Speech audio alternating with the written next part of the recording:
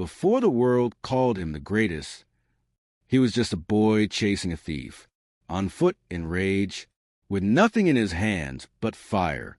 Not a champion, not a poet, not a protester, not a name the world would chant for generations.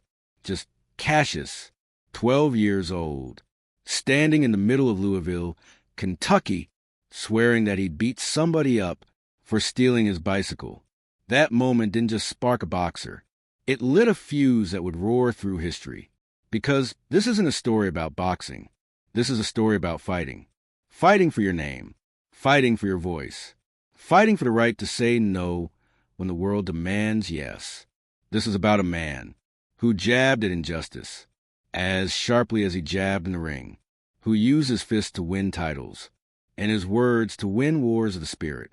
He became so loud, so unignorable, that even when a disease tried to quiet him, the world leaned in, still desperate to hear. He was a heavyweight champion of the world. But more than that, he was a heavyweight champion of truth. In a time of war, he chose peace.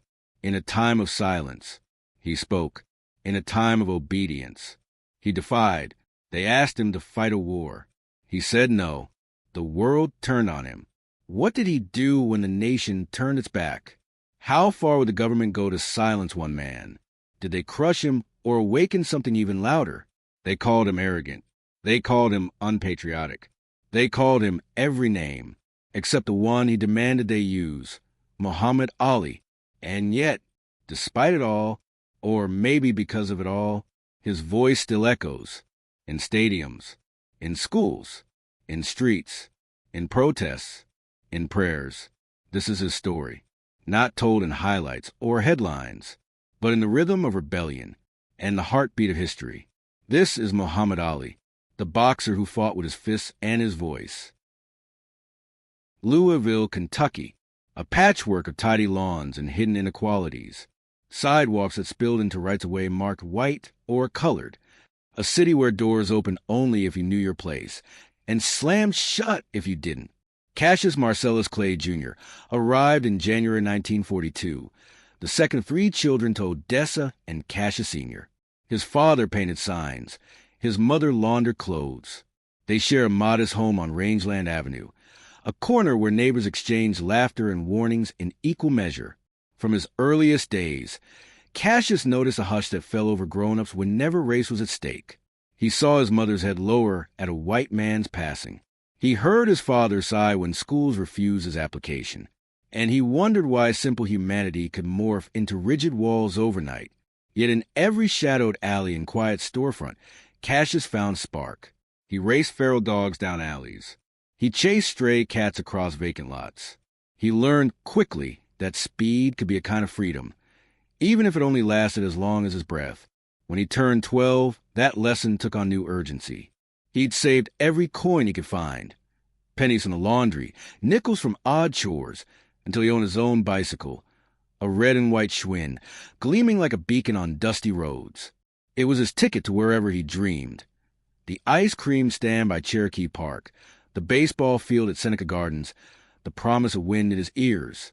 Then one afternoon, it vanished, gone from where he'd parked it outside the Columbia Auditorium, a hollow space in the world, as if the bike had never existed. Cassius's first instinct wasn't sorrow, it was fury. His fists clenched, his jaw set. He sprinted down 6th Street until he found a familiar uniform, Officer Joe Martin, standing outside a small, battered gym. "I'm going to whoop whoever took my bike," Cassius announced, chest heaving. Martin peered at him with calm curiosity. "Is that right?" he said. "Then you better learn how to fight." It was less an order than an invitation. Cassius accepted and never looked back. Inside those walls, the scent of sweat mixed with sawdust and ambition. Punch bags hung like silent sentinels. Ropes around a ring sagged, holding shadows of past triumphs and failures. Clay, still skinny, still raw, wrapped his hands for the first time. He felt the rough gauze against his skin, the weight of leather gloves waiting. His heart thumped like a war drum. He tapped his cheek once, twice, testing the glove's bulk. Then he threw his first jab. It was awkward. The glove flew off balance. But in the awkwardness, He sensed possibility. He came back day after day. By dawn, he ran park trails, barefoot or in tattered sneakers, arms pumping, lungs burning. By noon, he was at the gym, footwork drills under Martin's stern gaze. By dusk, he shadowboxed inside dimly lit corners, unspooling combinations into the air. Yet more remarkable than his hands was his voice. He talked himself through each move. Keep it light. Float on air. Let him miss. At local amateur bouts, he circled opponents before the bell, hollering predictions. Round 2, he's out. He spoke of tactics in the third person. He's going to slip left, then crack that jaw. Some scoffed. A few sneered, but no one could deny the effect. He unsettled veterans. He derailed strategies. He drew crowds who came not only to watch fists but to hear the rhythms of his bravado. By 16, he claimed the Louisville Golden Gloves. At 18, the national title. But his proudest victories remained in that small gym, where he conquered fear, where he discovered that words, like punches, could change the course of a fight. In a society that tried to silence him at every turn, Cassius found power in volume. He wasn't simply training for championships. He was training to be heard. Each jab was a punctuation mark, each feint an exclamation point, and every prediction he barked was a declaration. I will not be invisible. He carried that lesson back to the streets of Louisville. Even when segregation barred him from certain storefronts, he walked past with his chin high, his voice unbowed. He tipped his hat to passers-by. He greeted strangers with booming confidence. He spoke like a man who knew the future was listening. That stolen bicycle was never recovered, but its disappearance catalyzed something far greater than a revenge quest. It ignited a purpose, to fight injustice with both fists and rhetoric, to prove that a black boy born into limits could break them, one punch and one proclamation at a time.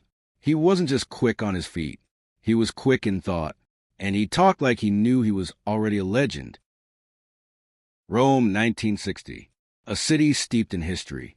The Colosseum, the Forum, the echoes of gladiators still embedded in the stone. And into this world walked a young man from Louisville, Kentucky, 18 years old, tall, fast, loud, and impossibly confident. Cassius Marcellus Clay, Jr. was not yet the Muhammad Ali we would come to know, but the fire was there. You could see it in his stride, long, springy, like he was walking to a rhythm only he could hear. He had trained for this, lived for it. Every jump rope, every punch, every mile he ran along the banks of the Ohio River had led to this global stage. And when the bell rang in Rome, he danced. He didn't fight like the others. He didn't lumber. He didn't grind. He floated. His fists struck like sparks, and then were gone before anyone could trace them. Opponents swung at ghosts. The crowd had never seen anything like him.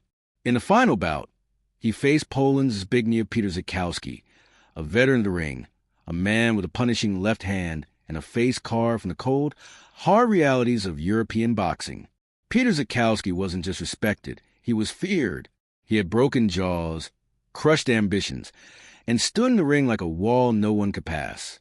But Cassius Clay didn't come to Rome to bow before monuments. He came to build his own. From the first bell, it was clear this wasn't going to be a fight. It was going to be a performance. Clay moved like wind wrapped in silk. Light on his feet, impossibly quick, he circled the Polish powerhouse with a kind of swagger that belonged more to jazz than to sport.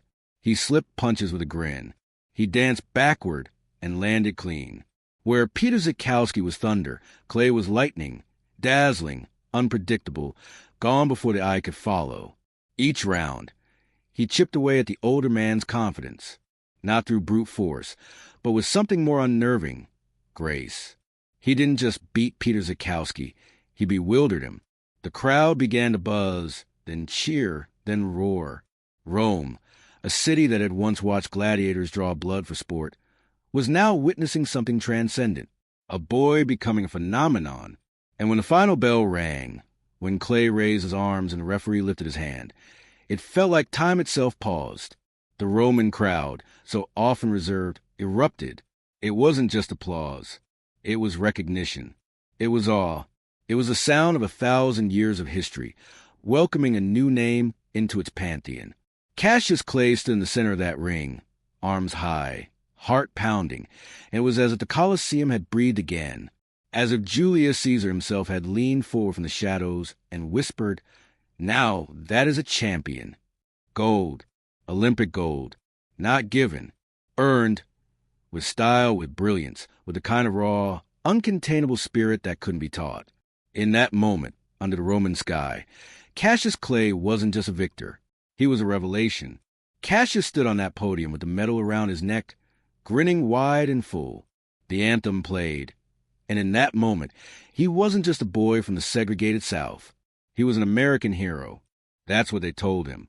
But the glow didn't follow him home. Back in Louisville, reality greeted him with a cold shoulder. He tried to celebrate in a whites-only diner, the kind of place that welcomed American champions in theory but not in skin. He was told to leave. The same fists that brought glory to his country were now unwanted. According to some stories, he left that diner, walked to the 2nd Street Bridge, and threw his Olympic medal into the Ohio River. No cameras, no audience, just rage and disappointment. It was never recovered. Maybe it never happened exactly that way, but the truth of it lies deeper than any river. That medal had felt like proof that he was more than just another colored boy, that he belonged, that if he fought hard enough and won brightly enough, America would claim him fully. But the rusted doors of segregation still creaked shut in his face. He had given his country pride, and it had given him humiliation. The contradictions began to haunt him. How could a man represent America on the world stage and be denied a burger at home? How could he be celebrated for his fists and ignored for his dignity? The questions didn't come all at once. They trickled in, quiet at first, like whispers in the back of a gym. But over time, they grew louder. He smiled in press conferences. He laughed in interviews. But behind those bright eyes was a storm gathering. Fame, he realized, doesn't shield you. It only casts a brighter light on the walls around you. And he began to see those walls. He began to see how the world loved what he did. Not necessarily who he was. They loved the fighter. But not the man. Not the truth of him. Rome had crowned him. America had exposed him. He returned home a national champion. But in his heart, something had shifted. He began to seek answers, not in the gym, but in books, in conversations, in the quiet spaces between his thoughts. He started visiting a small local mosque. Not loudly, not yet, but with curiosity. He asked questions of religion, of purpose, of identity. Who was he really? What was his fight truly for? The public saw a charming, confident young athlete, but inside, he was peeling back layers, searching for a version of himself that didn't need to beg for acceptance. This was the beginning of his awakening, a realization that gold medals could be taken, but conviction could not. He still trained, still prepared for his next professional fight, but the gloves were no longer just gloves. They were symbols, tools, weapons not just of sport, but of transformation. And that voice of his, oh, that voice, it grew bolder. He had always talked, always taunted, but now his words carried weight, carried questions, carried a kind of warning. He wasn't just fighting for belts.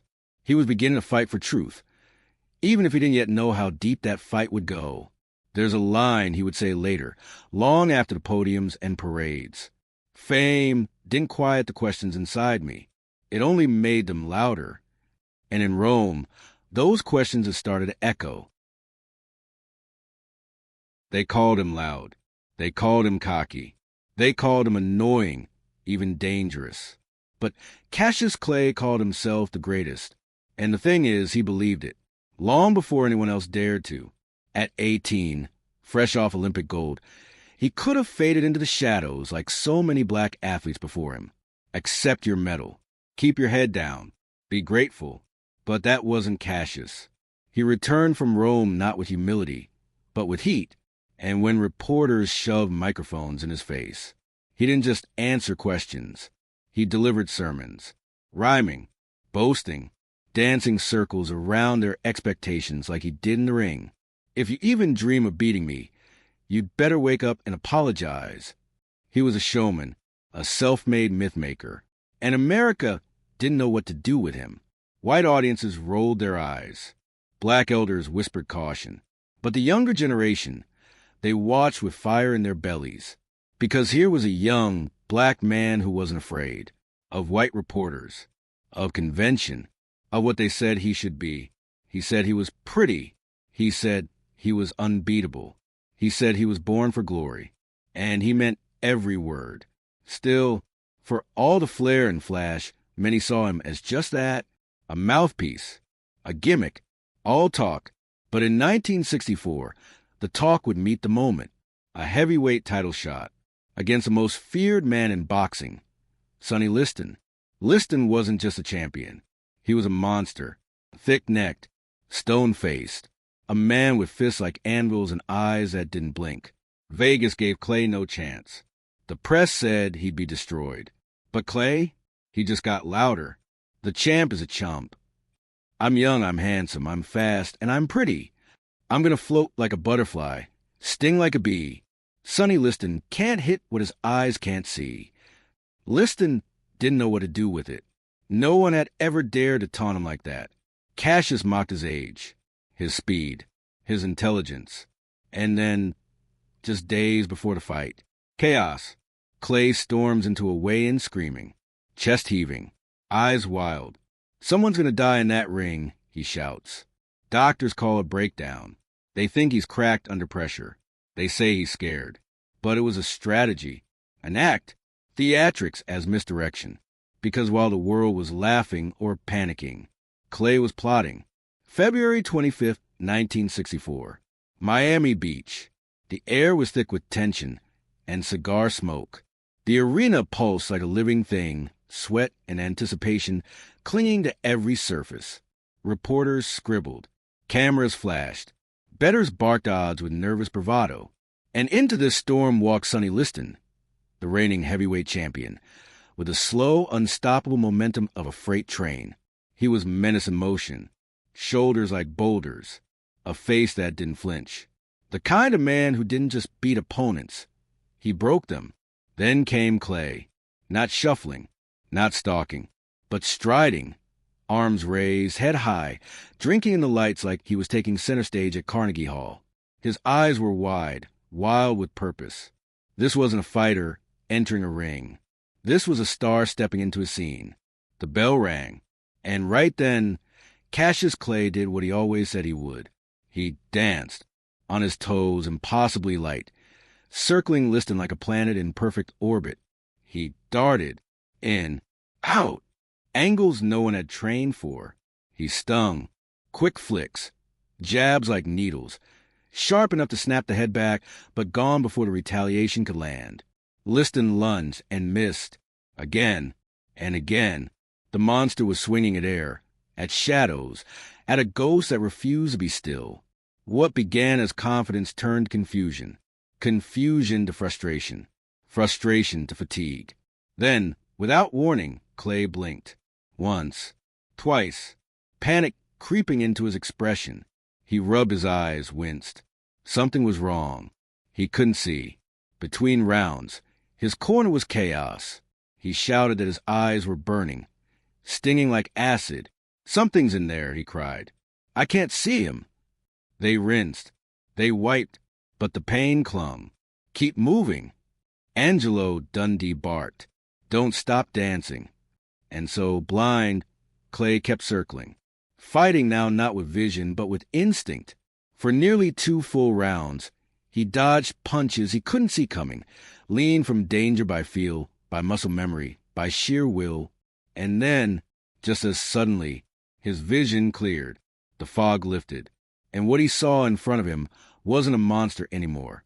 It was a man, sweating, slower, shaken. Clay's fire reignited.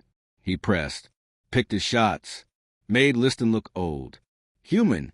Round 6, the shift was undeniable. And then, round 7, Liston didn't fall, didn't stumble. He just didn't get up, sat on the stool, shook his head, and quit. The arena froze, like someone had hit pause on the world. Gasps, silence, then an eruption. Clay exploded, leaping, spinning, hands aloft, Voice booming across the stunned crowd. I shook up the world. I'm the king of the world. I'm pretty. I'm still pretty. It wasn't just a win. It was an earthquake. This wasn't how champions behaved. This wasn't how black champions behaved. But Clay had torn up the script. He didn't just beat Liston.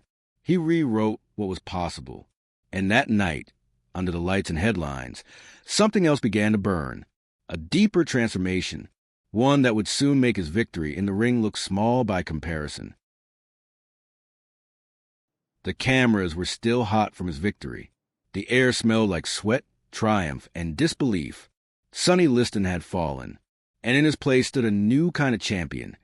Younger, louder, unpredictable. Cassius Clay. The name on the belt, the name on everyone's lips. But already he was done with it. That name, it didn't feel like a celebration. It felt like a shackle. You see, long before the world would call him the greatest, he was already looking for something greater than gold, something deeper than titles. Just days after the Liston fight, reporters crowded around him.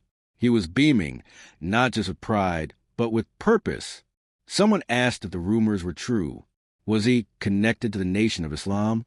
He didn't flinch. He didn't deny. He said, I don't have to be what you want me to be.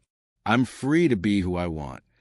In America, that sentence had consequences, especially when spoken by a young, black, undefeated heavyweight, fresh off the most shocking win in boxing history. Behind the cameras, behind the headlines, was a movement, the Nation of Islam, misunderstood, feared, powerful. They didn't just offer religion. They offered identity, dignity, discipline, and for a young man born into segregation, they offered something the world had refused him, a name that belonged to him. Cassius Clay, that was his slave name, he said, a label inherited from owners, not ancestors. And now he had a new one, Muhammad Ali. The press didn't like it. They said he was being manipulated, that he was throwing away the American dream, that he had gone too far. Some refused to call him Ali. Some still do. Howard Cosell, the iconic sports broadcaster, he surprised everyone. He said, if he says he's Muhammad Ali, then I'll call him Muhammad Ali. But others, coaches, columnists, fans, scoffed, mocked, sneered. They said it was a phase. They said he was brainwashed. But he stood firm. Ali didn't just change his name. He changed the rules. He changed what it meant to be a black athlete in America. No longer silent. No longer grateful just to be let in. He demanded respect on his terms. I know where I'm going, and I know the truth, he said. And I don't have to be what you want me to be. I'm free to be me. It wasn't just about a name. It was about power. It was about breaking away from a system that had always spoken for him. Now he was speaking for himself, in bold, capital letters. Still, the backlash came like a flood. One paper printed, Clay joins black Muslims. Champion or traitor? TV pundits called it disturbing. White America, the part that had just started to cheer for him, suddenly turned their backs. This was the 1960s. The civil rights movement was already setting streets on fire. And here was Ali, refusing to know his place. But Ali didn't flinch. He embraced the Nation of Islam's teachings. Not just a religion, but the rebellion. He admired Elijah Muhammad. He stood beside Malcolm X, his friend, mentor, and soon a tragic symbol of what it meant to speak too loudly. But at this moment, in the glow of fame and fire, Ali was fearless. He told reporters, I believe in Allah and in peace. I don't believe in letting others define me. Every interview became a battleground, not just about boxing, but about belief. Why had he changed his name? Why had he turned his back on Christianity? Was this patriotism or a provocation? Ali answered each question like a punch. Measured, sharp, unapologetic. You call me Cassius Clay because that's what you're comfortable with, he said. But I'm not here to make you comfortable. For his supporters, especially black Americans, it was electric. Here was a man standing up, standing out, and refusing to back down. A hero who didn't just win in the ring, but in the arena of ideas. Still, tension simmered. Sponsors began to hesitate. Promoters whispered, was this man too political? Too controversial? Ali didn't care. In fact, he welcomed it. He said, I'm not just fighting for myself. I'm fighting for my people. And then Malcolm X was killed, assassinated, a bullet for speaking out. Ali was devastated and conflicted.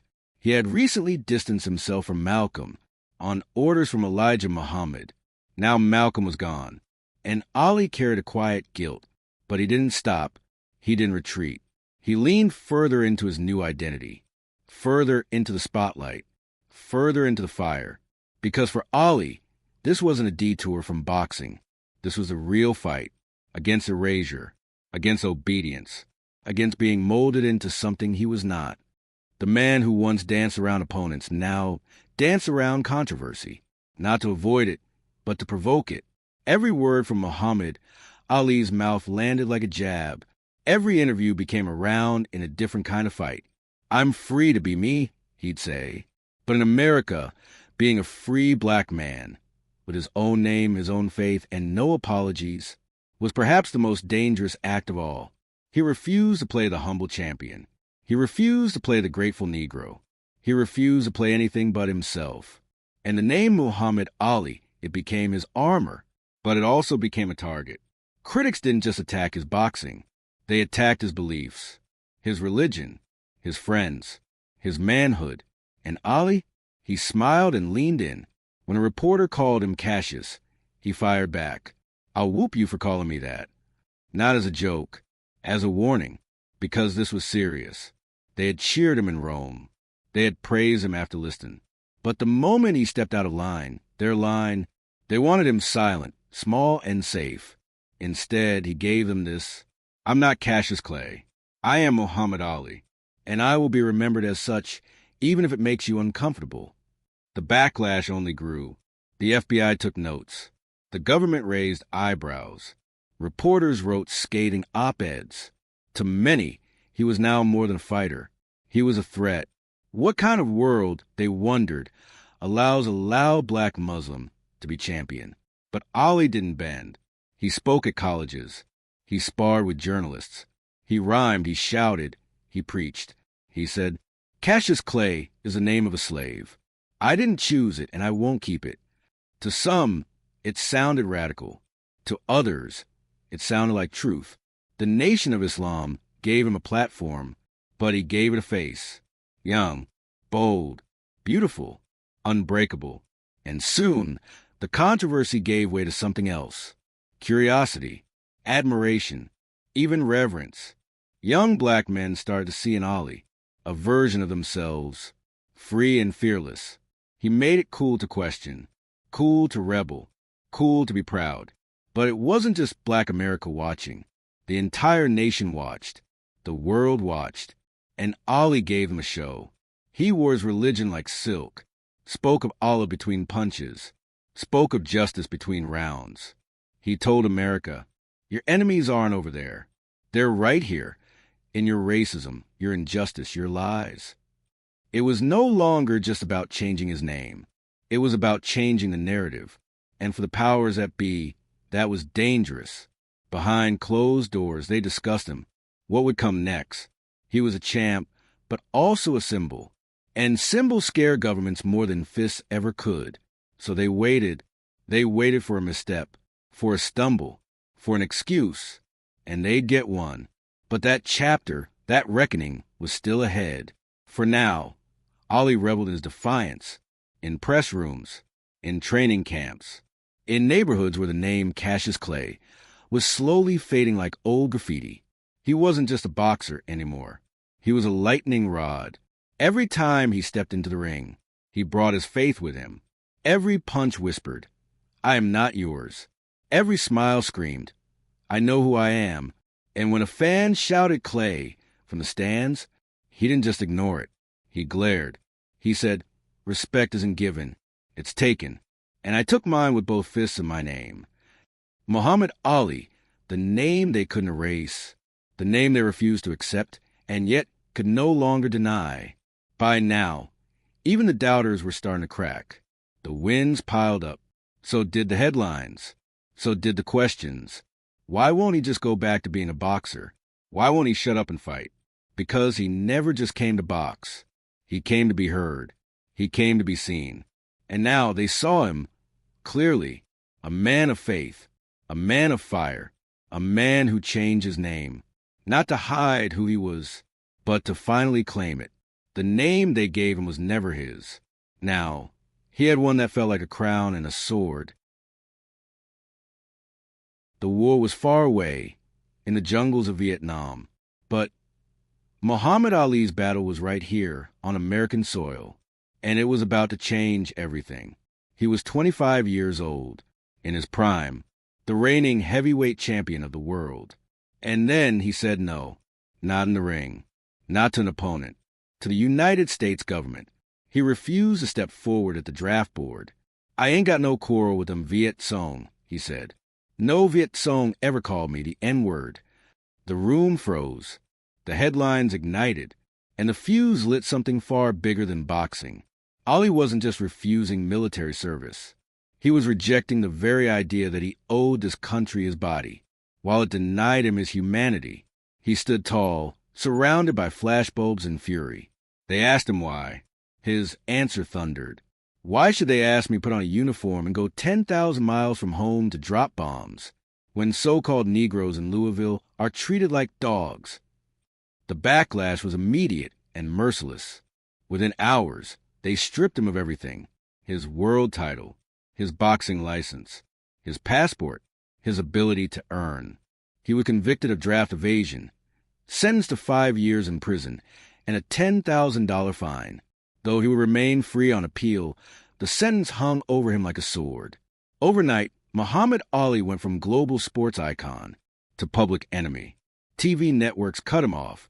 Fight promoters slammed their doors. Former fans turned their backs. To many, he was now un-American, unpatriotic, a traitor. But Ali never blinked. He didn't run. He didn't hide. He stood in the storm, arms wide, chest bare. He said, "My conscience won't let me go shoot my brother. He's as dark as me. I'd shoot him for what? They never lynched me. They never put no dogs on me. They took away his gloves. But they couldn't take away his words. With no ring to stand in, he made the world his pulpit. College campuses, church halls, union gatherings. He spoke anywhere they'd listen, and even where they wouldn't. He was broke. He was isolated. He was branded a coward. But still, he never folded. In the face of jeers and threats, he said, "I'd rather go to jail than betray my beliefs." And that terrified them, not just because he was defiant, but because he was articulate, because he made sense, because people, young people, black people, even white kids burning draft cards, were starting to listen. Ali had become the voice of a generation asking dangerous questions.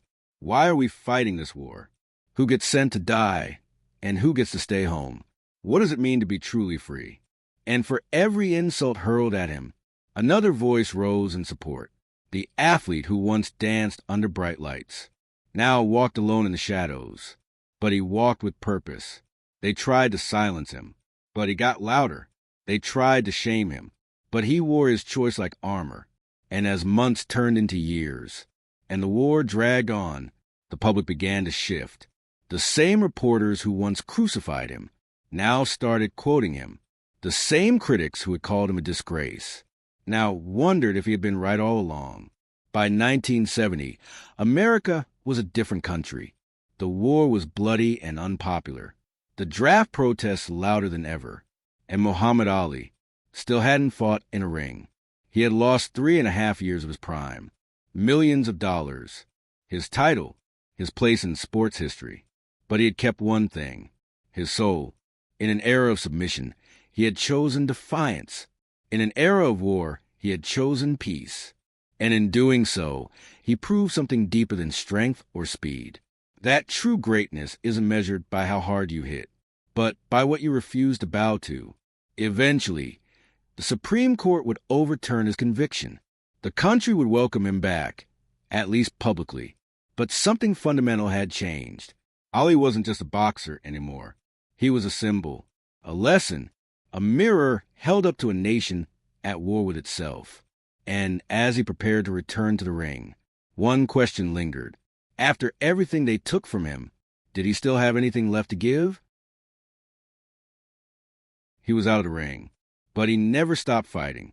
Exiled from boxing, broke, convicted, branded, cut off from the sport he had electrified, and the crowds at once worshipped his every move. Muhammad Ali, the heavyweight champion, had no gloves, no stage, no title.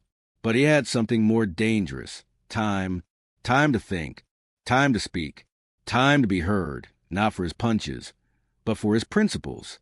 College campuses became his new arenas. Instead of a robe, he wore a suit. Instead of shouting across ropes, he stood behind podiums.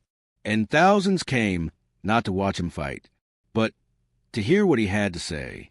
Young people, many barely old enough to vote, filled lecture halls just to catch a glimpse, not of the boxer, but of the man, the rebel, the philosopher, the question with fists. He quoted scripture. He recited poetry. He debated professors. He spoke in rhymes, in fire and calm. He asked, if freedom means sacrificing what I believe, is it freedom at all? Every word rang louder because it came at a cost. He had given up millions. He had walked away from the spotlight. He had risked prison, all for a decision that, to many, seemed suicidal. But to him, it was salvation. In these years away from the ring, something deeper took root. He wasn't moving in silence. He was planting seeds. And the ground was fertile. America was shifting. The war in Vietnam had dragged on bloody, distant, confusing. And the voices against it had grown louder, stronger, younger. Ali stood among them, not behind, not waving flags, not reading speeches, speaking his own truth, plainly and unapologetically. He said, they want me to give up my title, my career, my fortune, but they can't take my dignity. That's mine to give, and I won't. And people began to listen in a new way. To Black America, he became a banner, proof that you could say no, proof that you didn't have to bow, even when it cost you everything. In barbershops and bus stops, in protests and pulpits, his name became more than a name. It became a sentence, a shout, a spark. He stood for every young man called a number and handed a rifle, for every family who lost a son to a war they didn't choose, for every black child told to know their place. Ali had never gone to war, but he carried the wounds of one. The absence from boxing wasn't empty. It was heavy, weighted with what-ifs, with might-have beens. The world asked, could he still fight? Would he ever return? Had the years stolen his edge? But while they wondered about his fists, his voice kept swinging. And somewhere in those quiet college corridors and smoky church halls, he became more than an athlete. He became an idea. A man once praised for his footwork, now praised for his spine. A champion stripped of medals, now draped in meaning. A boxer thrown out of the ring, now elevated to myth. He once measured greatness in knockouts. Now, it lived in what he endured, not what he inflicted. And though he wasn't throwing punches, he was still landing them, blow after blow, against injustice, against silence, against fear. He stood calmly, knowing he had chosen the harder road. And he didn't flinch when the path stretched further than expected. The sport had moved on without him. New names filled the posters. New champions were crowned. But none had his gravity. None made people argue or think or believe. He was still the center of the storm, even in exile. And the world began to shift back toward him. Some of the same outlets that condemned him now sought his wisdom. Some of the same reporters who doubted him now quoted him with awe. Some of the same crowds that booed now rose to their feet when he walked in. His silence had been deafening. His shadow boxing, sharper than any jab, because every punch he didn't throw echoed louder than those he did. By the end of 1969, whispers turned to momentum. Rumors stirred. Was the ban ending? Was the exile over? Would he fight again? But the real question, the one people whispered when the lights were off, was this: if he did come back, could he still be Ali? The Ali they remembered? The Ali they revered? The Ali who danced like wind and struck like thunder? Or had the years in the wilderness changed him forever? He had given up everything for his principles. Now, the ring was calling again, but it was no longer just a ring. It was a question, a test, a reckoning. And in 1970, that bell would ring again. It's June 28, 1971. The United States Supreme Court delivers its verdict. 8-0, a unanimous decision. Muhammad Ali's conviction for draft evasion is overturned. He is free, not just legally, spiritually, politically, symbolically. The war that cost him his title, his income, and nearly his identity, is now over. But the real battle, the one that would define his legend, is just beginning. Ali returns to a world that hasn't stopped spinning without him. New champions have risen. New voices have entered the fray. But none echo quite like his. He's older now, not much, but enough. Slower, perhaps. But his name still carries weight heavier than any glove. 3 years in exile. 3 years of speaking, not swinging. Of words, not punches. Now it's time to fight again. And the world is watching. The stage is set. March 8th, 1971. Madison Square Garden, New York City. It's called the fight of the century. And it earns that name before the first bell even rings. In the opposite corner, Joe Frazier. Undefeated. Relentless. A man who never backed down. He didn't talk much. Didn't need to. His fist said enough. To many, Frazier was a real champion. The one who stayed, who fought, who earned his belt while Ali was away. And Ali? He was a challenger. In name only. In soul, he was still the king returning to his throne. But this wasn't just a boxing match. This was a collision of ideologies. Frazier, blue collar, beloved by those who saw Ali as arrogant, loud, ungrateful. Ali, the revolutionary, the poet-warrior, still unyielding, still unapologetic. The build-up was vicious. Ali taunted. He teased. He called Frazier names. Uncle Tom Gorilla, the white man champ. It wasn't just strategy. It was theater. And it drew blood before fists ever flew. Some said Ali crossed a line. Others said he was simply playing the game the way he always had. Either way, the fight took on more weight than gold. It was pride, politics, pain. 15 rounds. 15 brutal, soul-draining rounds. Ali danced, but not like before. The years away showed. Frazier stalked. Hammered. Crushed ribs with body shots. Landed a left hook in the 15th that knocked Ali clean off his feet. The first knockdown of his professional career. Ali stood back up. Of course he did. But when the bell rang, the decision was clear. Joe Frazier had won. For the first time, Ali tasted defeat. And yet, something strange happened. The crowd still roared for him. Writers still praised him. Fans still wept for him. Because in losing, he revealed something deeper, more human. He bled. He hurt. He rose. He had lost a fight, but he had won something greater. He became the people's champion. He won the world's ear. That night, in the hospital, bruised and silent, he turned to a reporter and whispered, "I had to prove I could take it as well as dish it out. Now the world knows." There was honor in the pain. There was poetry in the perseverance. And the myth only grew. But Ali wasn't done. He never would be. He fought again. And again. Against Corey. Against Patterson. Against Norton, and suffered a broken jaw. He lost. Then came back. Each bout became a parable. A symbol. For dignity. For stubborn hope. For what it means to never yield. And all the while, the man behind the gloves evolved. His words were still sharp, but there was new gravity behind them. He wasn't just fighting opponents. He was fighting for something more. The world began to shift, too. By now, even those who once vilified him began to soften. The war in Vietnam dragged on, more unpopular than ever. What once looked like treason now looked like prophecy. He had stood alone, but time had caught up with his truth. He spoke at universities again, at rallies, on television. But now, he was greeted not with protest, but with reverence. Ali the exile had become Ali the oracle. Still, one mountain remained, the heavyweight title, and one ghost lingered, Frazier. 3 years after the fight of the century, the rematch came. January 1974. It was personal. It was punishing. But this time, Ali won. Not by knockout, by decision, by will, by wits. The rubber match would come later. But for now, Ali had reclaimed part of his crown. Yet it wasn't enough. Because in Zaire, across an ocean, a new champion waited.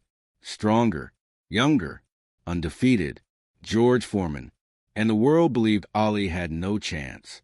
They said he was too old, too slow, too faded. They were wrong. But that's the next chapter. For now, the king had returned, not with thunder, but with fire that refused to die. His fists were scarred, his pride bruised, but his spirit undefeated. Zaire, 1974.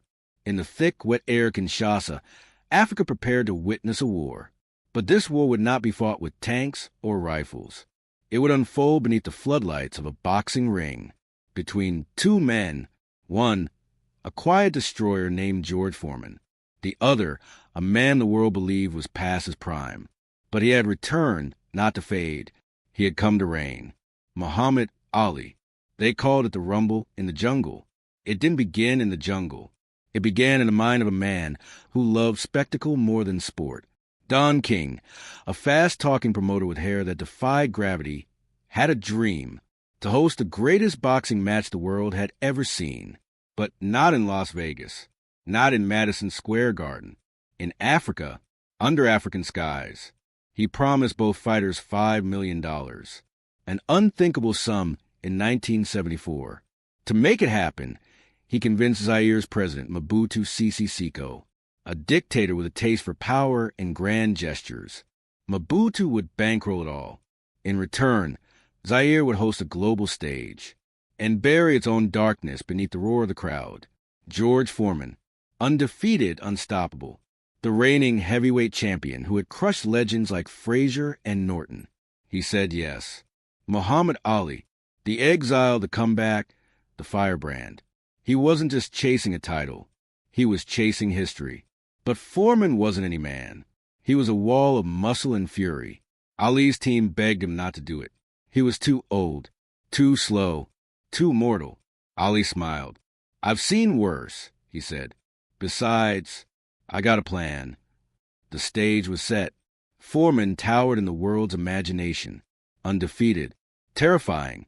He had crushed Joe Frazier like a building collapse. He had made other champions fold within seconds. Foreman didn't box. He annihilated. Every bookmaker, every analyst, every fan whispered the same prediction. Ali would fall. And yet, in the lead up to the fight, it was Ali's voice that carried. Ali Bomey. Kill him, Ali. The chant erupted across Zaire. Not in fear, in faith. Ali walked the streets of Kinshasa like a returning king. He had claimed his roots. This was Africa. He belonged here. The people felt it. Ali fed on that energy like oxygen. And with every camera pointed his way, he grinned wider. But beneath the swagger, Ali knew what he was up against. Foreman's punches could rearrange a man's life. One wrong move, and the story would end before the first round did. So Ali revealed his plan. A plan so bold, so mad that it seemed like a joke. He would let Foreman hit him. Not once. Over and over. Let him swing. Let him believe. Let him waste his strength chasing destruction. Ali called it the rope-a-dope. Round one. Foreman charged like a bull, let loose from its gate. Ali backed the ropes. On purpose. He covered up. Absorbed. Waited. The crowd watched. Stunned. Why wasn't Ali dancing? Where was the footwork? Where was the poetry? It was there. Only this time, the poem was written in silence, in restraint. Each swing from Foreman landed with thunder. Each blow should have ended it. But Ali took them and smiled through the pain. "Is that all you got, George?" He whispered through the gloves. The taunts weren't just for show. They were bait, mental needles. Every word chipped at Foreman's fire. Rounds passed. Foreman punched. Ali endured. Over 200 punches thrown by the sixth round. And Ali, still standing. To the crowd, to the world, it looked like suicide. But Ali saw it differently. He wasn't being beaten. He was draining the beast. Every jab was a withdrawal from Foreman's power. And slowly, the giant began to wobble. Ali's eyes never left him. He studied Foreman the way a hunter studies prey, not with fear, with timing. Then, round 8, Ali saw the moment, a fraction of breath. Foreman's shoulders dropped. His fists sagged for half a second. His rhythm broke. Ali exploded off the ropes. Left, right, another right, a lightning combination. A final blow arched through the Kinshasa night, and the giant fell. Foreman hit the mat like a myth undone. The man no one thought could lose had been undone by patience, precision, and poetry. Ali stood over him, arms raised, not in mockery, but in triumph earned through intelligence, through courage that didn't need to be loud in every moment, because when it roared, it could silence the world. That night, Ali didn't reclaim his title. He reclaimed his place in history. They had called him done. Too old, too pretty, too mouthy. But in that ring, in the center of the jungle, he proved he didn't need to outpunch. He needed to outthink. The victory echoed far beyond Zaire. It became legend, a lesson written in sweat and brilliance, that a fighter's mind is just as mighty as his fists. He was a heavyweight champion. He was the strategist, the storyteller, the man who made boxing into theater, and turned a match into a movement. Ali Boumé, in Kinshasa, under African stars. Muhammad Ali reminded the world that greatness isn't always loud, isn't always fast, and never comes easy. He had danced with danger, stood with history, and emerged not just a winner, but a force of nature. Even forces of nature slowed down. The cheers didn't fade overnight. They echoed for years. But behind the curtain, something quieter had begun. Not a knockout, not a roar, but a tremble, a slowness in his step, a stiffness in his hands, a silence, creeping in where thunder used to live. The man who once moved like lightning, who once spoke like the sky cracking open, was now meeting an opponent he couldn't outtalk or outrun. This wasn't a fight in the ring. It was something deeper, more patient, more cruel, and yet Ali didn't flinch, because legacy doesn't fear shadows, and a true champion doesn't need volume to be heard. Time does what no fighter can. It slows even the quickest hands. It blurs even the sharpest eyes. It takes champions, one breath at a time, not with a knockout, but with a whisper. And for Muhammad Ali, the whisper came slowly. He had faced the fiercest punches in the ring, but the opponent now was quiet, relentless. It did not wear gloves. It did not taunt. It crept in, first as a tremble, then a slur in his speech, then silence, Parkinson's, a diagnosis that hits differently. Not like Foreman's fists, not loud, not sudden, but it chipped away at him day by day. His hands, once lightning, now shook gently in his lap. His voice, once defiant and poetic, now soft, slower. But listen closely, and you find it said even more. Gone were the crowds, the way in rhymes, the brash stares into cameras. He no longer stood in arenas. He sat in quiet rooms, surrounded by his family, by love, not lights. He became a father, a grandfather, a quieter man, but not a smaller one. In mosques and at home, in hospitals and schools, Ali still fought, not in the ring, but in the lives he touched. He advocated for peace, for Parkinson's research, for dignity, because he knew something most didn't, that even without sound, your presence can still roar. The man who once floated now moved slowly, but his presence was no less weighty, no less sacred. And then came Atlanta in 1996, the Olympic Games, the eyes of the world once again fixed on a torch. A symbol passed from hand to hand, until it stopped, held by a trembling icon. His hand quaked, but his spirit unshaken. Muhammad Ali, standing in white, lit from behind. Face calm, eyes burning. He lifted the flame, and the crowd erupted. Some cried, some gasped, many simply held their breath, as if witnessing a miracle in real time. He had returned to the Olympics, but not for a medal, not for glory. He came as a symbol of grace and decline, of dignity and weakness, of a fire that Parkinson's couldn't dim. The boy from Louisville, the man who refused the war, the fighter who beat giants. Now, the elder statesman of courage, his wife Lonnie by his side, his children behind him, he embraced the quiet seasons of life. And still, they leaned in to hear him, even when the voice shook, because that voice had said so much, for so long, that even in its softest moments, it thundered with meaning. He had once been hated. Now he was revered. He had once been silenced. Now every word he said became a gospel of perseverance. In his later years, he became a walking contradiction, fragile but towering, quiet but unforgettable. When asked how he managed the pain, he smiled. God gave me Parkinson's to remind me I'm not the greatest. He is. He wasn't bitter. He was reflective, at peace with the punches life had thrown. In airports, people stopped him just to say thank you. In homes across the world, children knew his name, not from boxing, but from stories whispered by fathers and mothers who had once watched him fight the world. He became a bridge between generations, between struggle and strength, between pain and pride. Time moved on. The ring fell silent, but Ali's echo never stopped. His gloves were laced away, his body slower, his voice quieter. But somehow, he was more powerful than ever, because Muhammad Ali had already proven everything inside the ropes. Now, the world was learning what he meant outside them. He had fought his battles, in the ring, in the courts, in the press, in the hearts of millions. But the final rounds of his life would reveal something even greater. Legacy, not in highlight reels, but in hearts that burn with the same fire. Not in records, but in rebellions. He was more than a sportsman now. He was a language, a symbol, a call to action.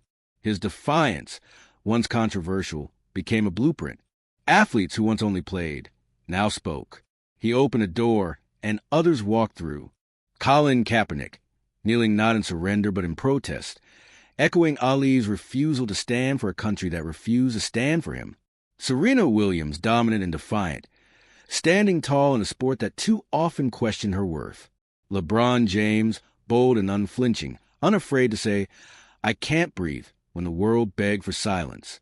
They all heard him, even when he spoke only through trembling hands, even when the disease took what once roared. His whisper, by then, was enough, because when the world saw him light that torch at the 1996 Olympics, his arm trembling, face still, fire in hand, they didn't see a man weakened. They saw a flame pass down, a moment that silenced stadiums, a silence that shouted everything. Muhammad Ali, the rebel, had become the reverend, the icon, the elder. Even as Parkinson's disease tightened its grip, it never dimmed his message. Instead, it made him more human, more relatable, more permanent. He was no longer the loudest man in the room. He didn't need to be. His silence spoke louder than most men's screams. Ali spent his final years in reflection, not in regret, but in grace, with his wife Lonnie beside him, his children growing into adults. His days slowed, but remained rich. He traveled, received honors, shook hands with presidents and peasants alike. He became the rare man celebrated while still alive, not for what he might do, but for what he already had. His visits to children's hospitals, refugee camps, and disaster zones carried no cameras, no press, just presence. And presence, for Muhammad Ali, had always been enough. He was given awards. He was given applause. But more importantly, he gave something back. Permission to speak, to kneel, to say no, to be more than just what the world expected. And through it all, he never wavered in his belief that faith, dignity, and courage weren't just for champions. They were for everyone. So when the lights dimmed in June of 2016, they didn't just dim for a man. They dimmed for a movement A moment, a myth that had somehow been real all along. Muhammad Ali was gone, but the way the world responded proved something profound. He hadn't belonged to boxing in decades. He belonged to everyone. The city of Louisville, where it had all begun, where a stolen bike forged a champion, lowered its flags. Church bells rang. The air thickened. Streets slowed to a hush. It wasn't just mourning. It was reverence. Across oceans, time zones, languages, millions stopped. Not for a politician. Not for a king. For a fighter whose greatest battles were fought without gloves. The funeral wasn't a farewell. It was a coronation. A final, thunderous standing ovation from a planet that finally understood who he had always been. The procession stretched through the streets of Louisville, past his childhood home, past Central High School, past memories now turned into legend. People lined the sidewalks, some cheering, others weeping, many holding signs that read, "Float forever. The greatest. Thank you, champ." It felt like time had paused, just long enough to remember. The service drew kings and presidents.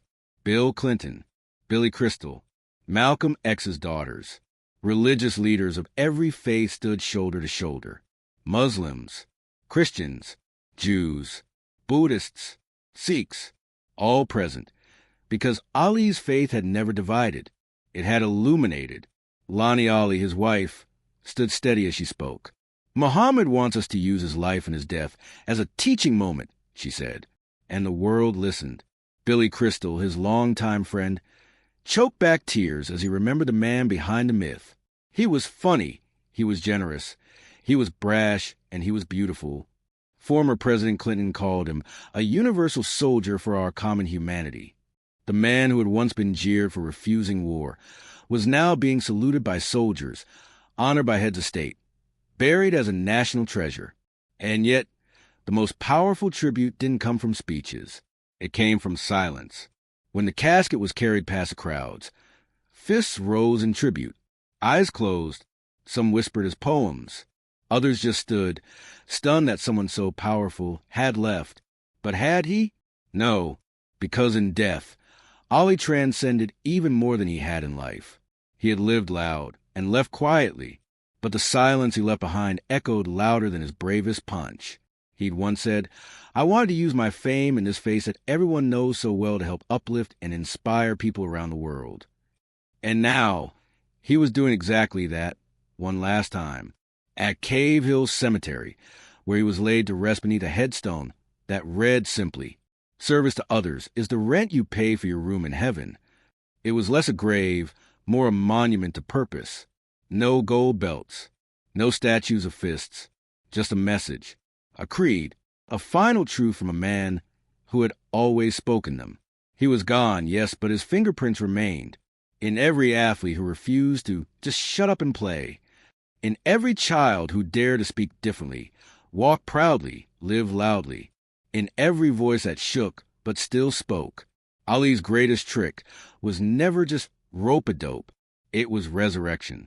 He turned defeat into power, silence into protest, doubt into declaration.